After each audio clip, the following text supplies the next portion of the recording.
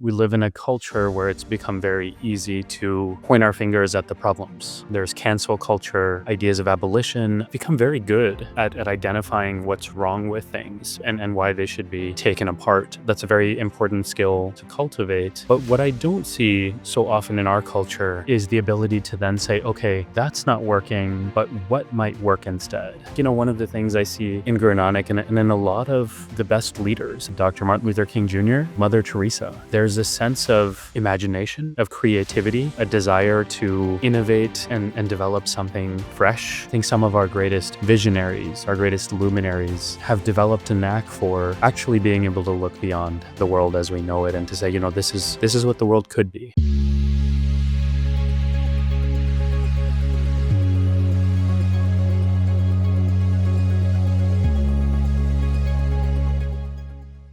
Greetings, everyone, and a warm welcome to Intersections. Our aspiration here is to expand our horizons by dissolving boundaries, by opening ourselves up to what perhaps could be limitless possibilities if we don't, get ourselves too preconfined to certain frames. It is a joy today to have with us someone who is actually doing much of that kind of dissolution of boundaries between ancient and modern, boundaries between the spiritual life and the materially engaged life, boundaries across faiths. This is Simran Singh. He is an award-winning educator, an acclaimed author, and a sought-after speaker and a renowned faith leader. As a professor of history at the very historic Union Theological Seminary, we have as almost a sister institution to Columbia University here in New York. He is the executive director of the Inclusive America Project at the storied Aspen Institute. He is a senior fellow for the Sikh Coalition and the host of the Wisdom and Practice podcast. Simran's thought leadership on bias and empathy and justice extends across the corporate world, across universities and government settings, and he's been invited to speak at many major institutions, including Stanford University, many Fortune 500 companies, the White House, and the Pentagon. And he is the author of the national bestseller, The Light We Give: How Sikh Wisdom Can Transform Your Life, and the award-winning children's book, Singh Keeps Going: The True Story of the Oldest Person to Ever Run a Marathon. Great joy and privilege to have you with us today. Much looking forward to our conversation. Welcome. Yeah, thank you for inviting me. I'm happy to be here and be in conversation with you. So thank you. Yeah, my joy. Simran, we haven't met, over the course of our life, and yet I feel there are some very common connections and bonds we share. Certainly the association with Columbia being one, where you did your PhD. We should come back and talk a little bit about your time here at Columbia. You're at as I called it, a sister institution in Union Theological Seminary, much appreciated and respected, in the Columbia circles. And then you come from a faith that, while it may not necessarily be my official incoming faith from the vantage point of the faith I was born in, Sanatana Dharma or Hinduism, was always surrounding me in its warm embrace, Sikhism. So I grew up in Chandigarh in the north of India, and perhaps even more intimate than just that, where itself, a large percentage of the population, some 30, 40, 50% of the people around you on any given day could be Sikhs, from the state of Punjab, the center of Sikh life. But besides that, my father grew up in, what is now Pakistan, in a village. And, what I am told is that the custom in his village was that the oldest son in a family, because they used to have many, many children at that time, but the oldest son in the family, in the Hindu family, would be converted to Sikhism. And so that was, to me, fascinating to see the fluidity, of the back and forth between these faiths. My father himself was born on Guru Nanak's birthday.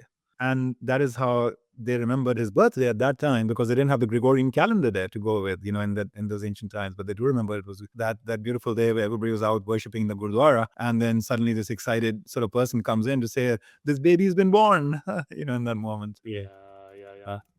And I've grown up with Gurbani all around me, this beautiful Sikh devotional music. On my father's passing, my mother had both, one of the, honored kind of Gurbani singers, in Chandigarh, a Sikh priest, as well as a Hindu piece, doing their individual chanting from the Hindu and, Sikh traditions. And it was beautiful.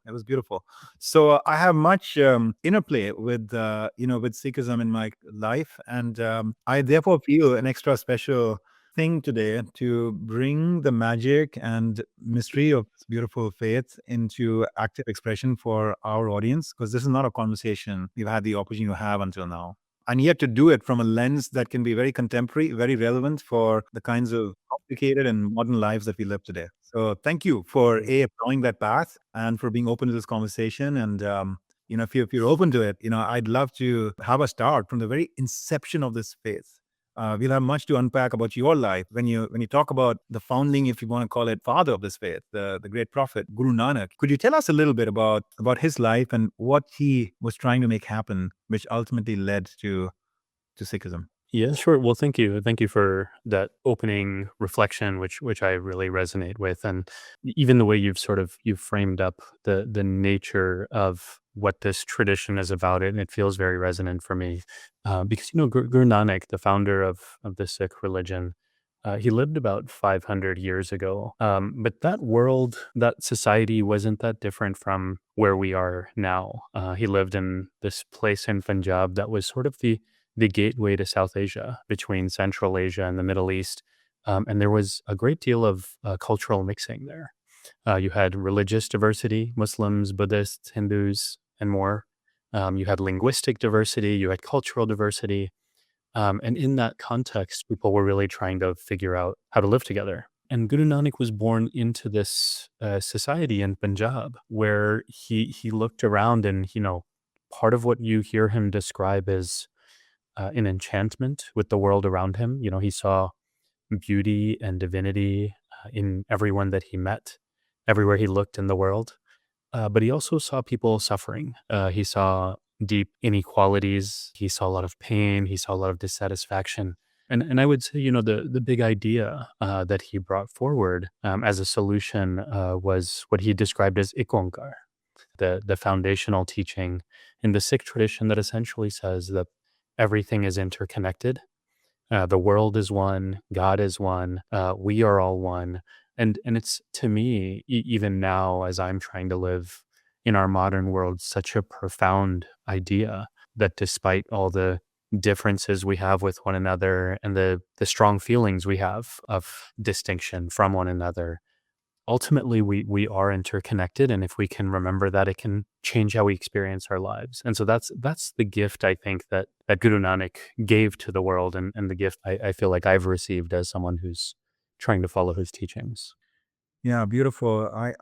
You've taken me back to story I remember reading in one of the at that time favored comic series that was used to teach youth in India, kids in India, about culture, and they were called Amar Chitra Kathas. I remember reading in that about the story about how he was lying down at one point and his feet were, I think, directed towards some holy site.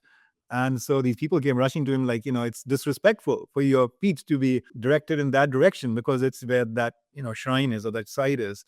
And he said, well, then, if that's where God is, where would you turn my feet to? And they said, well, turn it that way. And then he talked about how God is there too. And he turned another way. Well, God is there too. But this, onkar, as you're saying, this notion that Mhm. God is everywhere, God is everything. Like, where would you want me to put my feet where there is no God? Right. I mean, I remember that story from the time I was probably 7 or 8 years old, and it really struck a chord with me.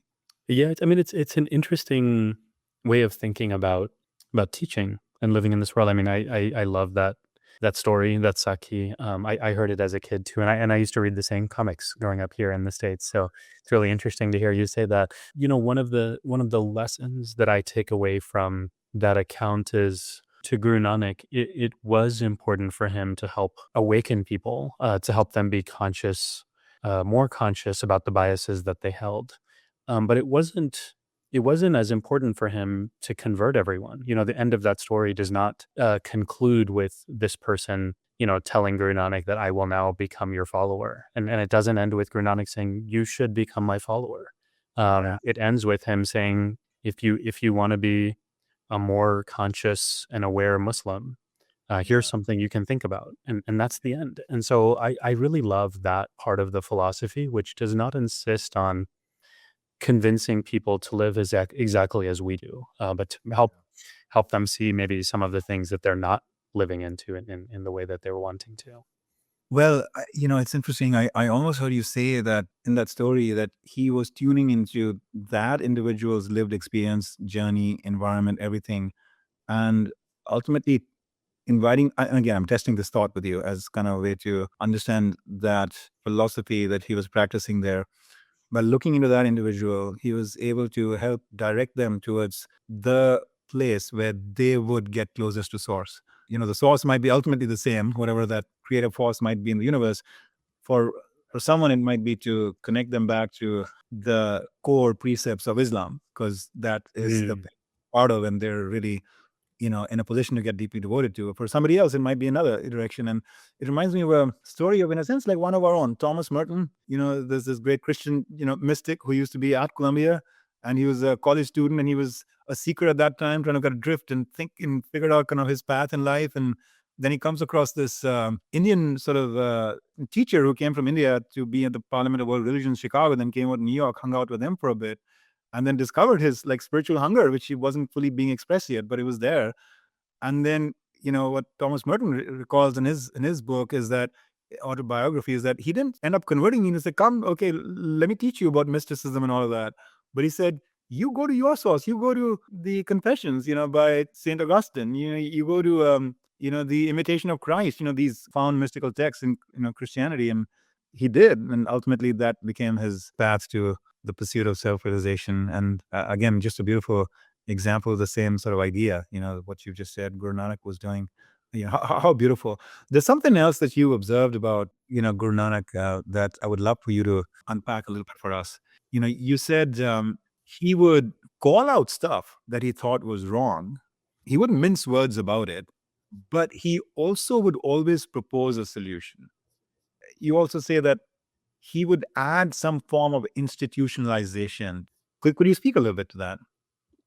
Yeah, I think what I was trying to say, and what I was trying to appreciate was we live in a culture where it's become very easy to point our fingers at the problems, and it's not even just pointing our fingers. It's also there's cancel culture, there's ideas of abolition. We very much support the idea of and have become very good at identifying what's wrong with things and why they should be taken apart. And in some cases, I agree that they should be. And I think that's a very important skill to cultivate. But what I don't see so often in our culture, but I see in Guru Nanak, is the ability to then say, okay, that's not working, but what might work instead? And I think, one of the things I see in Guru Nanak and in a lot of the best leaders. I mean, I was going to say religious leaders, but it's even if you think about the best leaders, there's a sense of imagination, of creativity, a desire to innovate and develop something fresh.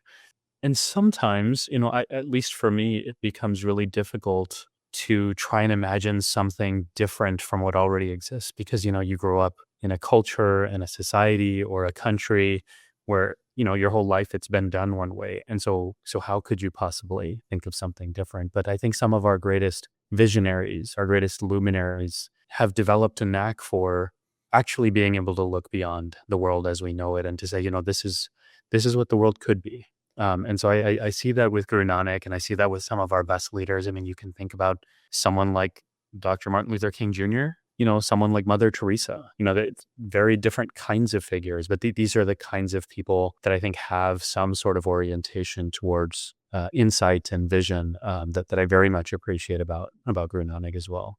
Beautiful. I Beautiful. wonder if I can ask you the question, as you're much more of an expert on leadership than I am. Does that seem accurate to you in terms of leadership? Does creativity, innovation, a desire to build something new, do those feel like important elements for strong leadership? Yeah, no, it's a beautiful observation to make. I'm increasingly thinking about sort of how to envision and reframe leadership in today's time with the searing pace. Things are just structurally shifting and changing around us. And I almost think that there are two kinds of leaders out there that flourish in different times. There are those that are preservers, and so they operate within a certain stable environment, and they learn, in a sense, the rules of the game, and they become very good at protecting a system and or kind of tweaking and optimizing a system. And if that's what you need, then those leaders can do really well. And in some ways, that's how the world has worked, the last 30, 40, 50, 80 years, post the two world wars and all of that. And then you have a situation where, in some ways, one order is getting dismantled and a new order needs to get built. A place where humanity is being invited to push itself to some kind of next level of civilization or whatever it is that they're meant to be. And that's happened, over the course of history in certain punctuated moments. And in those cases, you need change makers. You need people who rise above and beyond the current practices, right? And so when I hear you cite the Dr. Martin Luther King Jr.'s and or the Mother Teresa's and the Guru Nanak's, I see them as examples of those kinds of transformational change makers, that are actually, in a sense, the bridge between the caterpillar and the butterfly, rather than making just a stronger, better caterpillar or a stronger, better butterfly. They're that bridge that creates almost like a metamorphosis in the world, if that makes sense. Yeah, that makes total sense, and I think metamorphosis is a very nice visual to try and think about what this looks like, because I think about it for myself sometimes of, if I believe that I have the same potential inside of me, then how could I actually come to realize it? I mean, especially when it feels like I'm so far away from being that type of leader, the ones that we put on pedestals and say that they figured something out. But I think that sort of metamorphosis, that self growth and evolution is a really nice way to think about, how these people get from A to B, and also that form of leadership is within reach for all of us. Yeah, yeah.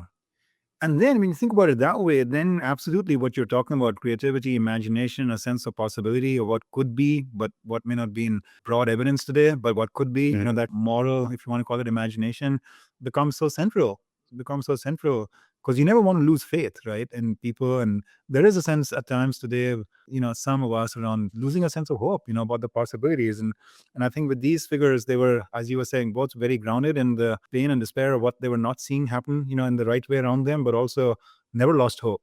Never lost hope, right? That notion of sort of Martin Luther King talking about finite disappointment is okay, but infinite hope. We always have to have infinite hope behind it. So I love that. Guru Nanak ended up being a pioneer in many ways, not just as a thinker and a preacher, but as a builder of community and practices, and just things that sort of gave people a very grounded embodied of putting, these kinds of integrative, everybody's connected. Here we are to serve the God in everybody, these kinds of values into practice. Could you talk about some of the things that are very emblematic to, to the Sikh, community and faith, which go all the way back to him?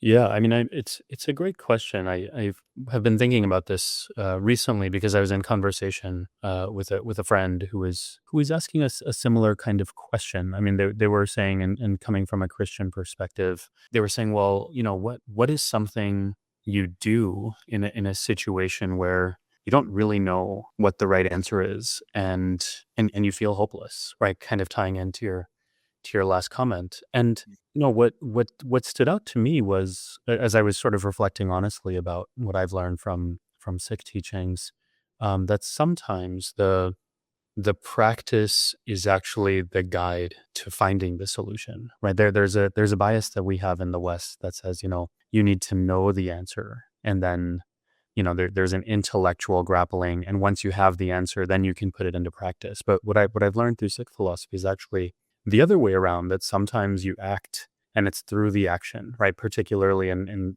Sikh philosophy, it's called seva, right? The selfless service. It's through this action that you actually have an experience and access wisdom, that you learn what it is that you are supposed to do, and you learn how it is that you can find joy in the face of difficulty. It's, you learn how to be in relationship with other people. So I think that to me is actually, your question is such a interesting one for me, because I've been thinking about it a lot recently, but also because you're familiar with the tradition. I can see that you're sort of coming from a similar kind of position, where practice is actually, in our cultural upbringing, practice is actually more important than the idea itself. Yeah, powerful point. I'm also getting sparked about something more recently I've studied and put into practice in my classroom from cognitive behavior therapy, right? So it's a modern day, very recognized, successful, respected path towards mental health. And Dr. David Burns, one of the preeminent exponents of that, who I been blessed to learn a lot from. He talks about this relationship between behaviors and emotions and thoughts, and how we sometimes think something is triggered in us, maybe anxiety or anger or whatever, because of some event, and that emotion then leads to a certain, let's say, behavior from us. But actually, the opposite can also be true. You can engage in a certain behavior in order to either dial down or dial up a certain emotion in yourself. So if you're not feeling good and you want to dial that down, then there are certain behaviors you can use.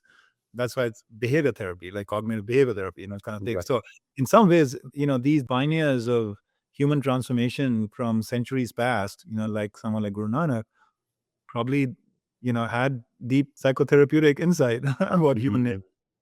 Yeah, it's another version of that I've been thinking about. So I'm trained as a historian, and so often we think, especially when we talk about people who are religious, we will describe their actions as causality based on their religious beliefs, right? We'll say they believed this, so they did that.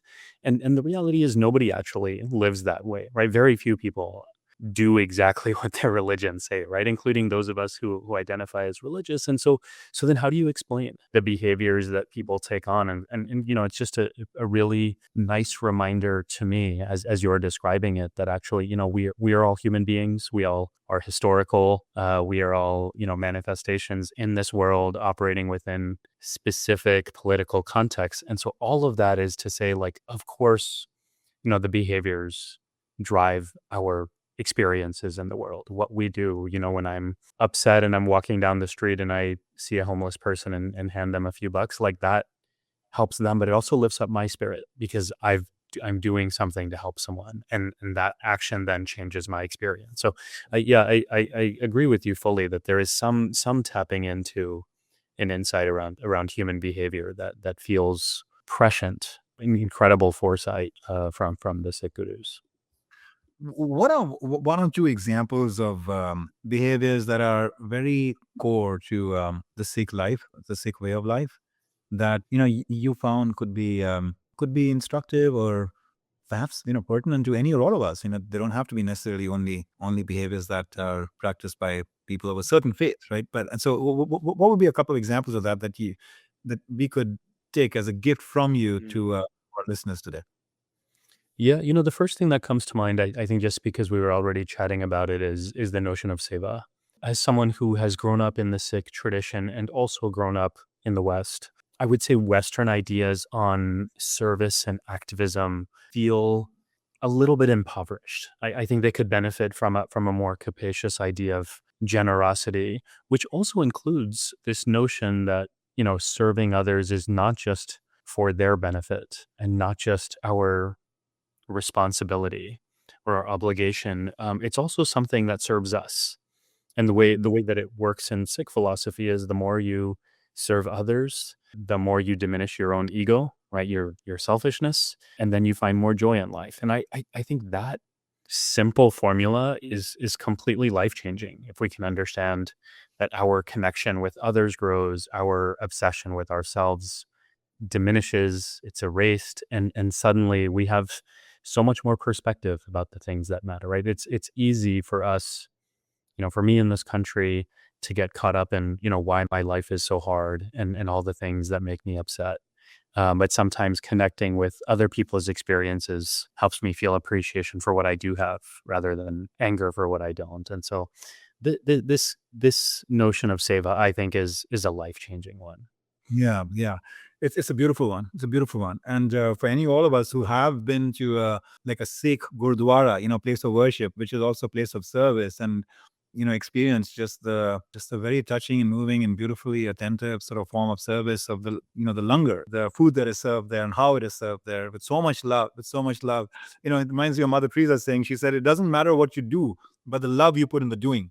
That is truly, true seva done in the right spirit. And it's such a beautiful thing in evidence in those environments. We had a community of students over the summer that we launched a leadership program with for college students to help plug a gap that I see in college curriculum that is so invested in the intellectual life, but a little bit less so in character and citizenship and kind of spiritual, development. And so we said, let's run an experiment and see if we can create a scholarship around sort of helping children, on that front, youth, on that front. And so anyway, so we did that in Nashville, Tennessee, for 2 weeks, we had like youth from different universities come and be in that immersive sort of inner mastery, outer impact kind of like journey of leadership. And we said, we want to give them one kind of experience of some kind. And we actually found a Gurudwara there, and we were able to take them to actually be serving the langar there, at the Gurudwara. And it was one of the highlights of the trip. Yeah, I love that story. It makes me think about the way that I grew up going to Gurdwara. One of the teachings that ties in with Seva is Varndike Chakna, which is one of the core principles that you learn as a Sikh. And what it means is you give, you distribute first, and then you take. And it's such a simple idea, like in the Langar context. What it meant to me and my family was, when you arrive at Gurdwara, first you serve people food before you partake in food. And so, you do seva for 10, 15 minutes, and then you sit down and enjoy your meal, and it's not a big deal. But then you translate that into the context of life, and you say, even when you're thinking about income or you're thinking about economics, this can translate out to scale.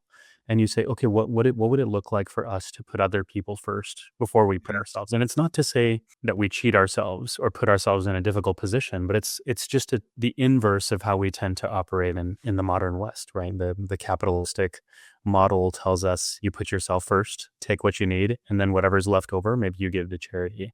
And so I love this idea of Varndike Chakna. You take second only after giving first. Amazing. I see so many practical applications of that. In fact, I'm tempted to see if we can create a exercise like that for my executive MBA students next time I teach in February in my class, in my personal leadership and success course, because I think it's a beautiful experiment, to invite people to take on. And Simran, in your journey, here you are in New York, living in many ways the modern life, can be at times a fast-paced and somewhat, at times a transactional culture, some might say, when you are so infused with this seva bhav, the seva feeling, this desire, starting things from the other in mind before your own needs. In practical ways, how have you found it to be applicable?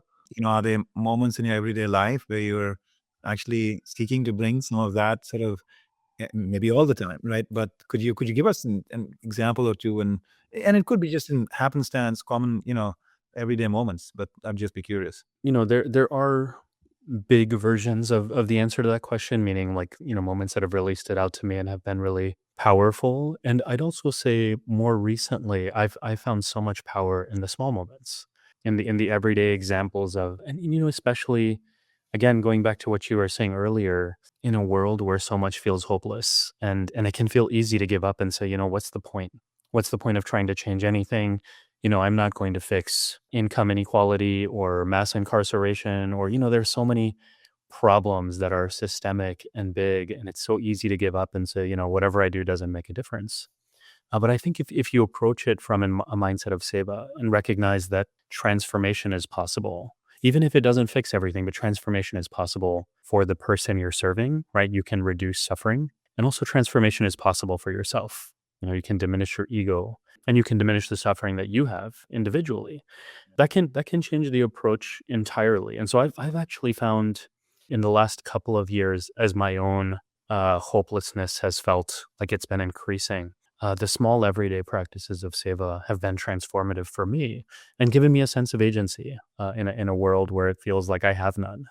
It gives me a chance to feel like I have some control, even if I can't control what happens in this world and what happens to everyone else. I can at least control my own experience of it, right? And my small micro relationships. And that to me has felt really empowering.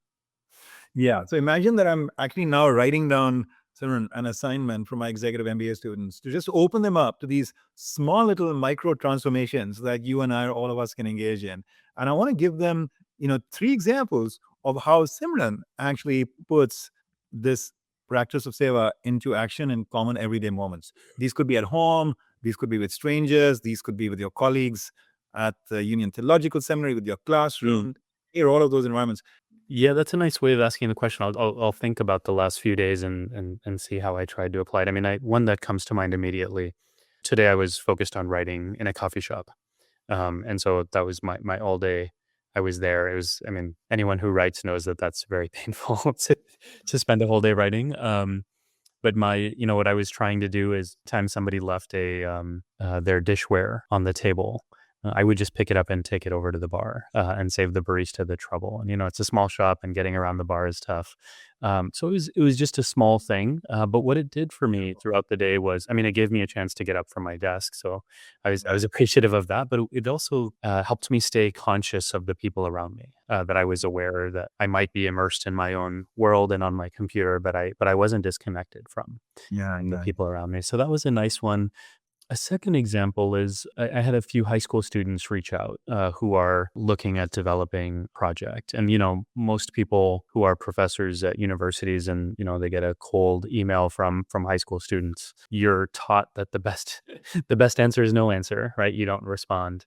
But to me, it feels important to make time for these kinds of things. And so I had a nice half-hour call with these really lovely high school students who are excited about a project. In some ways, one might say that this is a very amateur project, because where can it possibly go if these kids are in high school? The other side of that is, I might be able to give them some guidance that puts them on a path towards some sort of future that wouldn't have been possible otherwise. I might be able to give them a spark of motivation, or an idea, or a connection, that they wouldn't have access to otherwise. And that to me feels very much like the kind of thing that many people did for me, when I was younger, and I really feel committed to paying it forward. Mm. So that's a second version of seva, and the third one, and this is going back to the example we were talking about earlier, at Gurdwara on Sunday. The way it works for us is, the kids are in Punjabi school for the first few hours. We have some social time with our friends. We sit and listen to kirtan. It's really lovely and relaxing. And then when my kids sit down to eat, and my wife sits down to eat, I usually have some free time. And on this Sunday, yesterday, I just decided to go and serve some more food. And I can't tell you that how good it made me feel. And it's not about some kind of self-aggrandizing, there's no one else who could do it better than me, or me being there changed someone's life or saved them. Like, it wasn't that. It was more like the humility of saying, I have 30 minutes, and I'm going to use those 30 minutes to do something for someone else instead of for myself. And there's something that's so countercultural about that, counter ego about that. And I really loved that experience for myself and what it did for me internally. Yeah. Yeah. Yeah. Yeah. Beautiful. Beautiful. Thank you. Those are excellent examples. Excellent examples. I'll build on your first one where you talked about returning other people's used dishes at the cafe.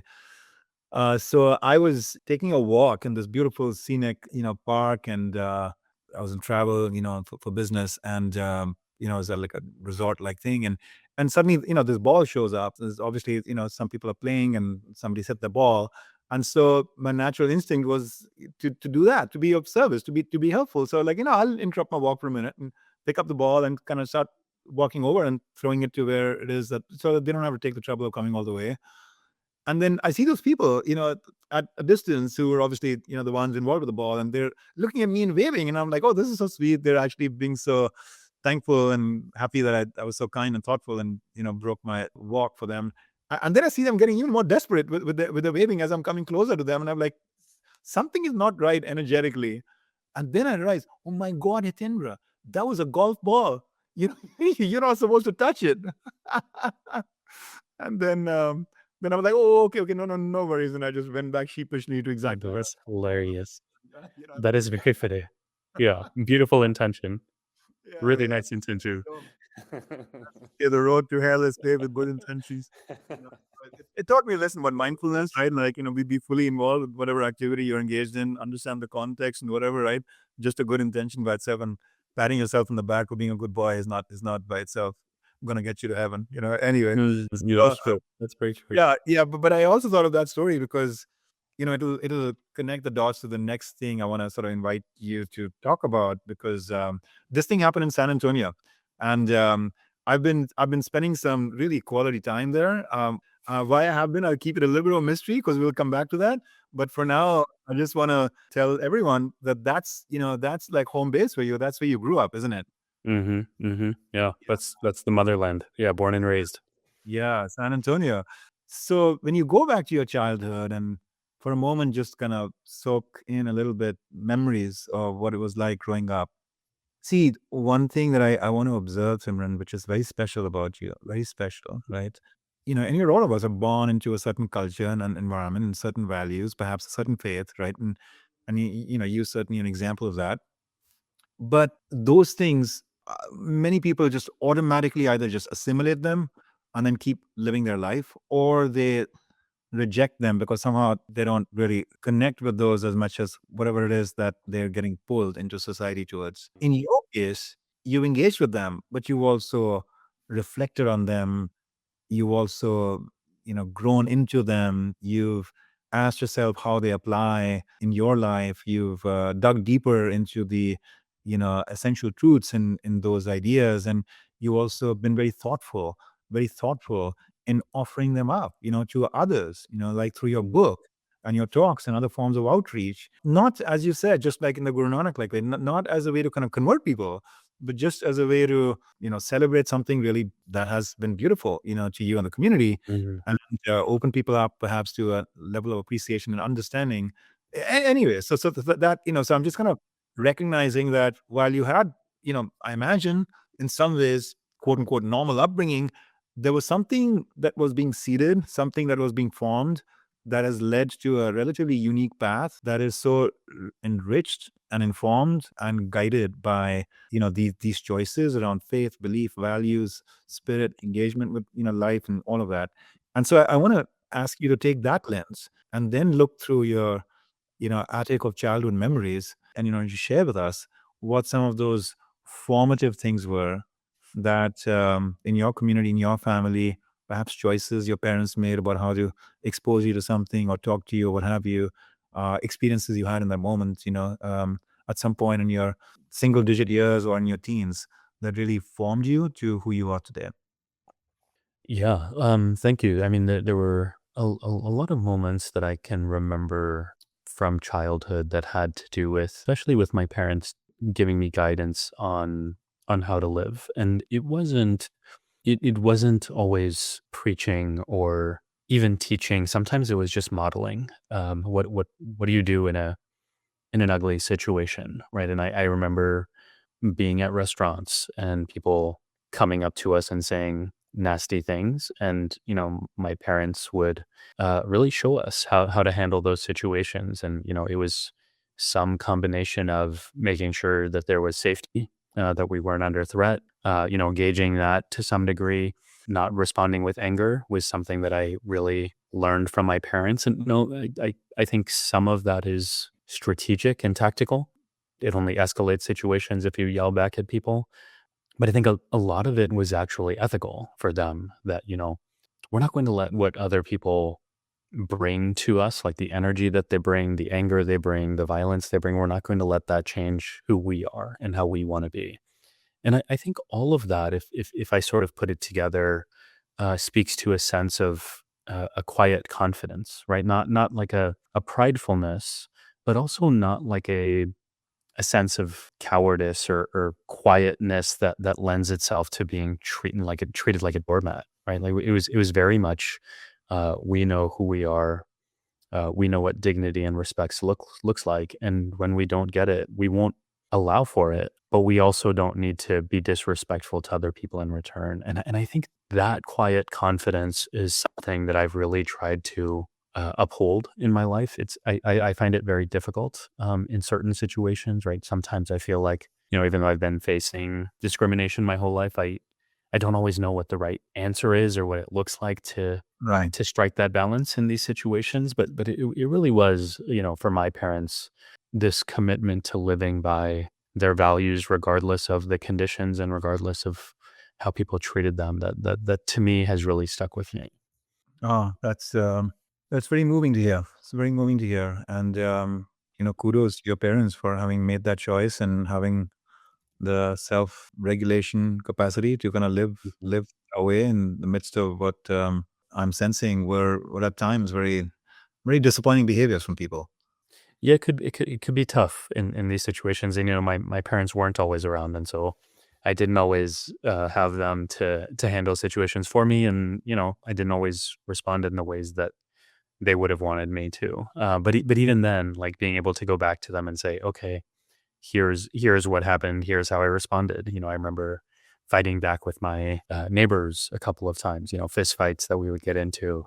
You could look at those even now as a parent. I could look at those as huge ruptures and major problems, or you could look at these as small opportunities to practice. And that's sort of how my parents would handle it. What did you do? Why did it happen? What could you have done differently? How do you want to do it next time? Was sort of the arc of the conversation, and that has really stuck with me. So now, even when my responses feel dissatisfying, I can still go back to, okay, next time this happens or some version of this happens, how will I respond differently? And maybe that'll help me get me to a place where I feel happier about my handling. It is so powerful to me that you say that, and that this is not something that you just learned retrospectively by looking back in life and saying that, hey, the fact that it happened to me so many times, and then I was continuing to be intentional about how I should show up the next time, it has just led to this growth or whatever. But to actually say that that is how your parents talk to you, it's what in business we would call like an after action review, like doing an after Mm. action after notable events or situations in life. I mean, and it's a model that I've sought to explore, to invite leaders to work on their own growth by recognizing that life moments are leadership moments. That it's not that part of you is just living a life, and then there's a part of you who shows up as a leader and then needs to have this critical conversation with this employee who's threatening to leave, or that team that is not inspired. But if you take every moment in life as a crucible in which to learn how to bring out the best in yourself and others, and build trust and resolve conflict and all of that, then when those moments come, then you're more ready for them, in the official arena of the stage of like leadership at work and all of that. And you're just demonstrating that that is kind of how your parents were raising you. It's like you take those everyday struggles or disappointments or moments as crucibles in which to really hone the practice of character. Yeah, I mean, it's funny to hear you say this because as I'm reflecting on it, my father was an entrepreneur, and he was in his own leadership training, and then he was doing leadership coaching, and I didn't quite realize it at the time, but I think he was using his tricks on us in parenting. And I remember, we would do these family meetings once every quarter. I mean, even just the cadence of that is very business, right? Who does that with their own families? But we would do quarterly family meetings at his office in the conference room, and sometimes he would bring in his leadership coaches. And we had one of the stories that I share in the book is when we developed a family mission statement and vision statement and values that I actually still keep and I have hanging on my wall in my home. And so it very much was this experience of, here's a person who has learned some things within the leadership space that he sees very applicable to not just his workplace, but also for his home environment and for his kids. And we really benefited from that. Yeah, yeah, incredible, incredible. There's a story you share, which I'm wondering if you're open to sharing here for our audience, around a grocery store and a Snickers bar, and something that catalyzed there that led to a major learning for you. Yeah, are you open to sharing that? Yeah, it's funny you ask because I it's a story that I never shared until I wrote the book. I mean, that was the first time I ever shared it publicly, and of course, when I did, you write a book and you tell the whole world. And the reason I never told it is because I felt shame around it. I still feel a little bit embarrassed by it, but it's not like it was a big deal. It's just something that I knew I did was wrong. But the Yeah. the, the story is essentially as I go to a grocery store with my mom, which was a very common occurrence growing up, and I used to love going to the grocery store with her. And at the end of the shopping trip, we end up at the checkout line. And when she's not looking, and when the cashier's not looking, I stick a candy bar in my pocket. And I was old enough to know it was wrong. I mean, I was old enough to know that I didn't want anyone to see. But then my mom turned and looked at me as I was putting it in my pocket, and so I was busted. I was embarrassed and scared of what she might say. And eventually, we go home, and I go and apologize to her, and we have this conversation where she says, you may as well not wear your turban anymore. And I was shocked by that, right? Because she was the person who had been telling me my whole life I should wear my turban and that I shouldn't worry about what people say. And now she was telling me otherwise. And basically as our conversation went on, I understood that her point was, if my turban is about trying to live by my values as a Sikh, that if I was cheating on those values, then the turban meant nothing, and so I may as well take it off. And it had a really big impact on me. Since that time, anytime that I'm in public, I'm always thinking about, well, how am I living as a Sikh, and am I living by the values that I tell people I want to? Am I being honest, or am I trying to serve other people before I serve myself, or am I, thinking about justice and what that looks like? These are some of the core values as a Sikh, and so that incident really imprinted the importance of that in my mind.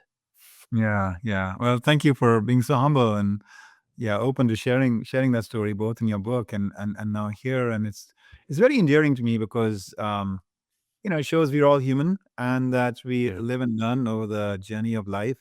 And to have your mom, respond in that way, not to just scold you, not to just ignore, what just happened, but to actually make it a very teachable moment. And that also in such a profound and rich way, not just in a simple way that thou shalt this and thou shalt not that, and it's good and it's bad, but something much deeper is so beautiful and instructive for all of us how to be good parents, and shepherds in the community. And I don't, this may provide small consolation, but as I'm sure just as much as I mean, one of the most formative character building moments for Gandhi in his life was when he stole some money. Right, that's right. Yeah, yeah. That's, And I thought about that connection, but yeah, it's a good point. yeah, yeah, exactly. So you're in good company. You're in good company. I was telling you, I want to hold back a little bit and tell you more later about my connection to San Antonio. So the grocery chain that you had entered, in that grocery store, that the HEB, HEV, yeah. was a very storied name in Texas and San Antonio, and has been very close to our collective hearts at my institute at Mentora. We have been privileged to serve them actively over the last eight odd years, and President Craig Boyan is a dear friend, and their new Wow, president that's amazing. Roxanne as well, and across the leadership team and beyond. And I tell you, as I'm sure just as much as I mean, the kind of inspiration and just kind of learning, we get from not just serving them, but from learning about their culture and their history, and started by a woman 120 years ago. This incredibly successful chain, and with so much heart and care, for their partners, their employees, but also their community, and even what founding family has done with most of their profits is just plowed it back into Texan community and public education and beyond. It's just a perfect story of what big business can be and what big business can do. It's a $50 billion company today, 160,000 employees, and so anyway, so to see the name HEB show up and be such a pivotal way in your life in that moment just warmed my heart.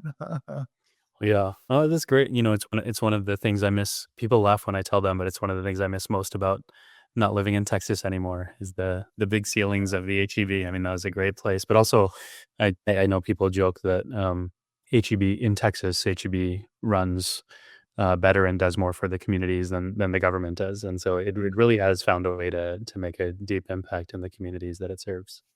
Yeah. So let's just put one intention out there in the ether, Simran, that one of these days you and I will find ourselves together somewhere in Texas, maybe hopefully in San Antonio, and walk into an HEB together. That sounds great. I would love that. Yeah, yeah, beautiful, beautiful. Well, we've paid homage, in some measure to the founder of, the faith of Sikhism, Guru Nanak. But this is a faith that was enriched by 10 such lives of the great masters, of the great teachers and builders and expositors of that faith of Sikhism, the 10 gurus, as they're called. Can you share a little bit about what inspiration you've learned that you find very relevant to your life that comes from one or more of these other, great Sikh gurus? Yeah, the one who comes to mind immediately. We just celebrated his 350th anniversary. Was the ninth Guru Tegh Bahadur, who was a warrior and a poet, and his poetry, his bani, is incredible. And one of the things that happens in his life, and ultimately leads to his death, is a group of Hindus come to him and say, we're being persecuted. because of who we are and what we believe. And we hear that you're someone who will stand up for us, and can you please help?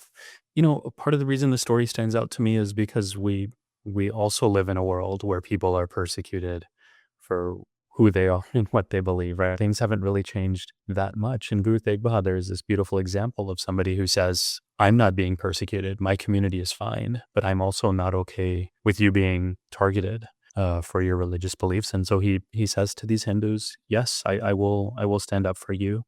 And he protests, and because of his protests, he's arrested and detained and then tortured and killed for the right of people to practice their own beliefs and their own faith. And so it's just such a I don't know. It's such an important example to me, as we're living in this world now, that none of us should really be here just for ourselves and for the betterment of our own families and our own communities, right? If we really believe in these beautiful ideals and aspirations, like the freedom of belief, right? Freedom of the press, freedom to gather, right? These democratic ideals, then are we willing to actually stand up for them? And it may not necessarily mean that we need to put our lives on the line, like Guru Tegh Bahadur did, but we should be willing to, and I feel like I should be willing to stand up for them at some degree, and sometimes pay a price for them, right? Because as they say, freedom isn't free. So it's a story of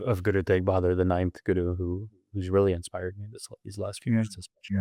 yeah. Thank you for sharing that. Thank you for sharing that, and means a lot. Means a lot. Both as a story and the lesson behind it. About really, to me, it's an invitation for us to ask, what is our definition of a good life? What is our definition of a good life?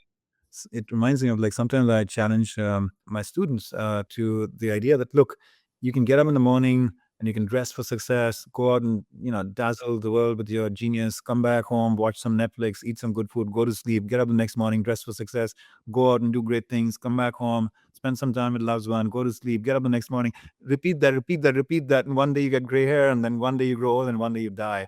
I mean, that's a smooth life. That's a smooth life. So a spiritual teacher that I gain, so much from is Yogananda. A smooth life is not a victorious life. So I share that with them. But look, it's a smooth life, but is it a victorious life? A life like that, which had no challenges, no struggles, no higher aspirations or hungers, no uncertainty, and all of that, right? And pretty much everybody recognizes that actually a victorious life, does involve some amount of those kinds of hurdles and struggles, and and all of that. And so I think what you just mentioned is Guru Tegh Bahadur's choiceful pursuit of a victorious life over a smooth life is such a beautiful lesson, that any and all of us can draw from that in our own ways. Yeah. Yeah, I like that. I hadn't heard that from Yogananda, but I do like the insight that a smooth life is not a victorious life. That feels true. I mean, I think the happiest people I know are the ones who have gone through immense adversity. I mean, more adversity that I've ever faced in my life. And so there is something interesting about difficulty and hardship and how it relates to joy. Yeah. If you don't mind, keep going on that. Can I give us another glimpse of the great history of Sikhism, and one other pivotal moment that is very close to the heart of the community, which offers an instructive lesson to any or all of us. Yeah, okay, so here's one I've been thinking about recently, especially given our political landscape, and it comes from the guru who was the youngest guru. He was a child when he was appointed guru, and he was also the shortest tenured. He was only guru for 3 years. And while he was guru, he was summoned to Delhi, Yeah. to the Mughal court by Aurangzeb. And at the time, there was a smallpox outbreak in Delhi. And the Guru Har Krishan, says, I hear your request, your summon, but there's something more important that I need to do right now, and it's to take care of people who are sick and dying. It's just been such a profound reminder to me of remembering to do what's important. I mean, power is all around us, and there are all kinds of not just demands on our time, but also invitations, opportunities, things that feel like, if I got a call from the prime minister of England or Canada, or if I got a call from the president, I mean, there would be a small part of me, depending on who's in leadership, but there always be a small part of me that said, this is a chance to have access to the halls of power, right? And so there's a temptation, but to keep your eyes on the prize and ensure what your priorities are. I mean, it's such a beautiful lesson, and to see it in the form of somebody who's much younger and has the wisdom to say, the temptations are not going to sway me. They're not going to distract me. I'm going to focus on the thing that feels most important. I mean, it's, to me, that is a really important reminder. I love the way you take these moments in history and translate them into a form that is very practical and translatable for us, for our lives as well. That's beautiful. As a student of history, for you to be doing that. And let's turn for this last chapter of our time together to your own path and your own life. I know you've given us a couple of glimpses of that, of just what it was like growing up as you, and the kind of instruction and inspiration you found modeled in your parents, and that that defining little sweet moment at HEB. But going beyond that into your adult life and where you are today, what practice have you found most helpful to you to stay in touch with your core, to not drift, from your own ideals and aspirations, given the allure and the pull and the distraction of the kind of world we live in? Is there some, regular return that you take to the very core of your being? And what is that practice that has been most helpful to you? Yeah, well, you'll know this in the Sikh tradition, the way of worship is music. All of the scripture, the Gurbani, is written to music, and so now, as I learned the instruments and the singing growing up as a kid, and now I'm teaching my own kids. So singing is actually, I mean, I hadn't thought about it this way until recently. Actually, as I was in a church and observing how other people pray, Right, and realizing how much more of an embodied experience singing can be. right. And how, at least when I'm singing, Yeah, there is no place where my mind is wandering. I'm focused on the words, I'm focused on the notes, and my ears are attuned to the sounds. And so singing has actually been something I've returned to from childhood. It's been yeah, some years, but it's something that really grounds me. And sometimes, and this is interesting too, like the words themselves aren't always the things that I'm focused on. It can be a sort of meditative experience where I am singing, but I'm thinking about other things in my life or things that I want to improve. And the way that I would describe it is, it's almost like the music is doing work on you in the way that a massage might do work on your body. There's something internal happening with the music and the words that operates on you, and so that has really been a practice that I've returned to in the last several years. yeah. Beautiful. That's beautiful. Man, I go to at some point find my way into your home when you're doing some of the devotional singing with your kids. Oh, we should, yeah. So glad.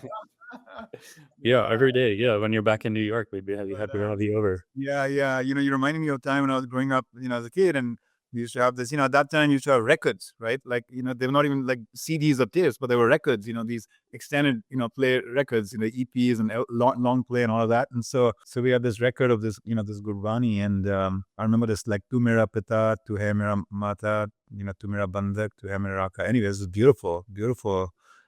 Even the words and what they connote about our relationship with the divine, it was so beautiful. And you mentioned how the mind gets completely focused on the words and the notes, but I'm sensing from everything I understand about chanting, and both in the Hindu tradition and in the Sikh traditions, that there's a lot of heart there. So the heart opens up, right? And there's almost like flow of love or feeling or something, right, that gets engendered.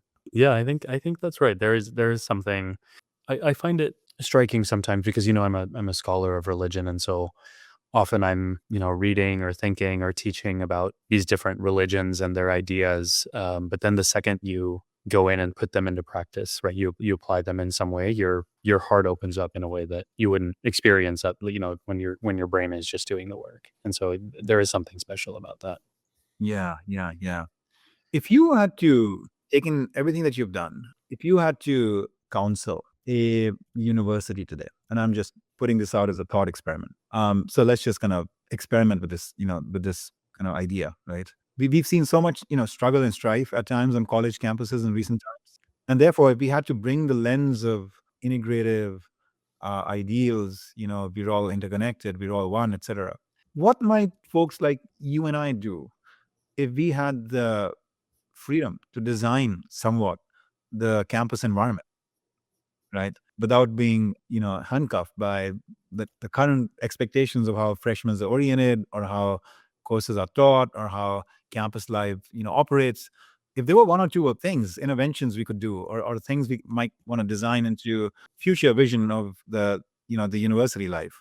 Any kind of any ideas, that you want to offer as to what might actually create some more connective tissue in what is right now, kind of this emotionally charged, reactive, somewhat cancel culture, etc. We talked about some of these, hope being Hmm. really kind of compromised today and all of that. Like, what could we do to envision things in the university that might take humanity to and youth to another level? Yeah, it's a great question. I mean, it's a $100 million question these days. So this is a real struggle of our times. One answer, and this isn't the be all end all by any means, but I think one answer is infusing humility into our education. And one way of saying that is we reward people for being right and for proving other people wrong. And so there's an incentive structure to this. We also teach people through standardized tests that there's a single right answer to everything. And so is there room for gray? Is there room for subjective experience? Your life might be different from mine. And so our sense of reality might be different. It might be socially conditioned differently. And so these kinds of things, I think ultimately they require a willingness to accept that your way isn't the only way, that there is a possibility of multiple truths. There's a possibility that I might be wrong, and that's Yeah. okay, and that I won't be punished for making a mistake, right? All of these things I think are really baked into to our educational structure in this country. And so humility, I think, would go a really long way in resolving some of those challenges that we face today. Yeah, it's beautiful you say that. And one of the things that one of the things I've gotten very, not surprisingly, many of us have got, intrigued and invested in is, what can AI do to help, in a more positive way advance humanity rather than just kind of worry about all the risks and perils with it.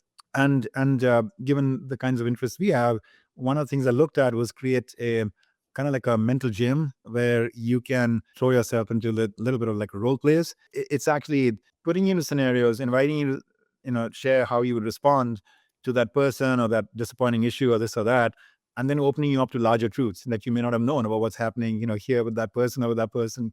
I'll give an example of that. So in one of the role plays, it conjured up for me, once it knew my profile, that I'm a father of a young child. I didn't know the age of my child at that time. She'd already graduated from college, but it said like, okay, you're this father, you have this daughter, she has just entered college, you are moving her into a freshman dorm. You spend the whole day, helping her travel and unpack and all that. Now, by the end of the day, you're both tired. You go out to get some food. You bring some Thai food back. And she rolls her eyes and say, Dad, I don't like Thai food. I like Chinese food. Now, how would you respond? I was like, I'd be somewhat disappointed, And she's like, why? Like, because she could be more grateful. She could be more grateful. And she like, and so this is the AI platform now, right? And it's talking to me and it's saying, what do you think is making her react this way? And I'm like, maybe she's just tired or maybe she's just not as conscious about her behavior right now. And he said, okay, that could be. And he said, what if also she is feeling right now very pain about the fact that she's leaving home, she's leaving her mother, she's leaving you Hmm. Hmm. from here. And maybe she's just grappling with all those feelings right now. I mean, that was the AI platform, opening me up to another person's lived experience, hypothetically. That's so interesting. Yeah, I mean, that is valuable. Wow.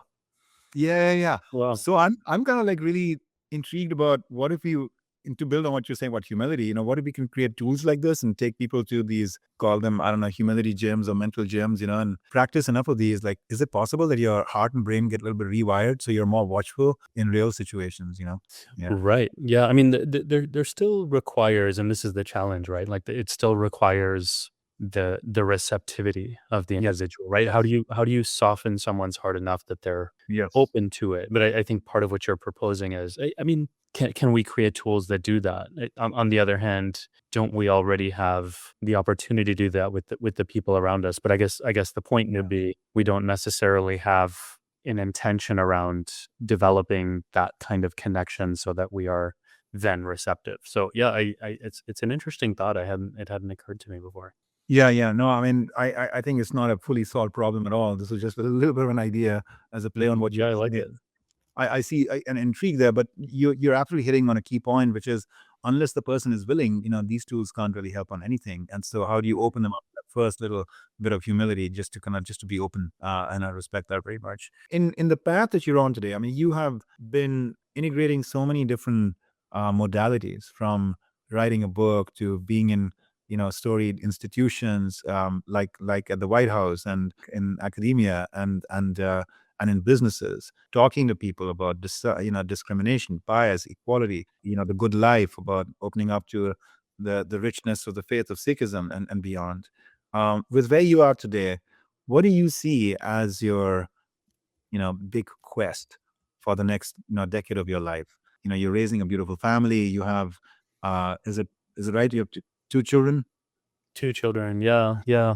Yeah, thanks for asking. I guess the best the most exciting thing I'm working on right now is a television show, and it sort of ties into the kind of mission, that is at the core of everything I do, which is how can we disrupt people's biases, and how do we help create connections for people? And so the show is looking at different, minority religious communities in the U.S. and their history and their experience, but it's really trying to make this connection for people that says, I mean, in a way that I've experienced as I've been traveling around the country and meeting different communities, it's essentially saying, you look at us and you think you have nothing in common with us, but actually we're sharing similar struggles. The kinds of things that these people want for their families and their lives are, not different from what you want in your life. And so that has been such a powerful experience for me. And it's a project I'm really excited to bring into the world because I think it can help answer at least some of the challenges that we're facing societally. Yeah, fantastic. So this will be like a TV series. Exactly. Yeah, it'll be a TV series, hopefully coming out this summer, 2026. So Okay. it's on the way. And so, what are the different communities or faiths that you're profiling? If you're open to sharing, I don't Of know. course, yeah. The first season is on. We work with the Muslim American Experience, Jewish, Latter-day Saints, the Black Church, and then the Sikh community. So those are the first 5 episodes we do, and that's season 1. And then, of course, as you can imagine, I have a whole vision for the next season where we'll get to meet people from other communities that we don't get to meet in the first season. Yeah. Beautiful. We're kind of in the final stage of our conversation, Simran, and this has been so beautiful and enriching. First of all, beautiful instruction and inspiration about the Sikh faith and its very real history, but also how it integrates and interweaves with your own life journey and what you're manifesting in the world. So I want to come back with where we started from when I observed what I find really special about you, which is this kind of comfort that you have. And this might have happened even in the brief conversation we had prior to the podcast, but this great comfort you have in occupying that space at the intersection of the spiritual and the material. You've got to be actively engaged in being, in some ways, warriors, right? And whatever it is that we are taking on as our chosen battles. But at the same time, we can do that from a place of divine grace, at the very core of our being. Maybe in this closing moments, can you talk a little bit about sort of what that ethos means to you, what it is that you invite your students to take on in your teachings, how it sort of guides your life and the family as well? Just something to help us all get lit up about the idea that it doesn't have to be either or. It doesn't have to be that you just live your life materially. Once in a while, you go on some retreat somewhere because you really want to do a reboot on your soul. But it's got to be a moment by moment kind of invitation to see everything in life as being, as Guru Nanak would have told us, interconnected. I love the way you said it. I haven't want to add anything myself. It's so well put, and I think what one way to think about it is in our life, in our culture, we make a separation between what we think is spiritual and what we think is political, and in many ideologies and traditions around the world, That's not how they see the world. And I think just to understand that it doesn't have to be that way, that we can live in a way where the spiritual is political, where, our love for life and our appreciation for its preciousness can translate into compassion for other people and wanting to help them and to reduce their suffering. And so I think for so many of us, and this is true in Sikh philosophy as well, the spiritual is political. It has to be political. And if it's not political, then what's the point, right? If you're not showing up, if it's not inspiring you to show up for other people when they're really hurting, when they're really hungry, when they're really in need, then that doesn't really feel like the kind of religion that I want to be a part of. And so, the spiritual is absolutely political. Yeah, no, this is beautiful. I'm just reminded of a story that I was very moved to read earlier today. There's been this painfully terrible thing that happened in Bondi Beach in Australia. Hmm. And at the same time, one incredibly positive story in that whole painful episode was about this man who proactively jumped out to actually, disarm this gunman and put his own life at risk, just to stop some more of the mayhem that was going to happen. And so his name is, Ahmed. And so Ahmed's father was being interviewed as to how did your son do that? This 40-year-old, how did he do that? How did he, in the middle of all that killing and shooting, how did he have the gall to kind of rise up, run towards that man and hold him, by the neck and Right. pull it away from Right. him and all. And his father said, look, here's what was happening. He saw the bloodshed and what was going on. And his soul just pulled him into doing it. His soul just pulled him into doing it. That was it. And some people will hear that and say that's nonsense. And some people will hear that and say, I know exactly what that means because that's what it means to be spiritual. Right. So it's such an interesting division in terms of how people understand this, but I think it's right on. Yeah, I love that story. I hadn't heard it. Thank you for sharing it with me. Yeah, yeah, yeah. No, I thought, what a great testament to the invisible power of the soul. And Mhm. Yeah. to be a force for good. Yeah, yeah, yeah. That's great. As we then get to close this out, Simran, I just want to kind of invite you to share a last kind of lesson or thought that you found, to be of tremendous importance to the climate of the times we live in.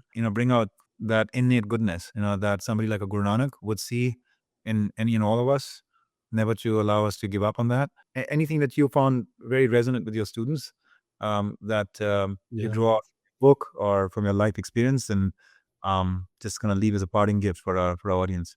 I'm not saying anything surprising by saying, we live in incredibly divided times, and it feels like no one likes one another, and there's always someone and something to be upset at. And I think in some ways the idea of Ikonkar that we talked about earlier, the interconnection of the world, it feels simplistic, right? Like it feels like it's too easy. And one of the reasons that it feels easy is because we consider it to be superficial, that interconnection means sameness and it doesn't account for difference. And I just want to challenge that for a second and say it doesn't have to mean sameness.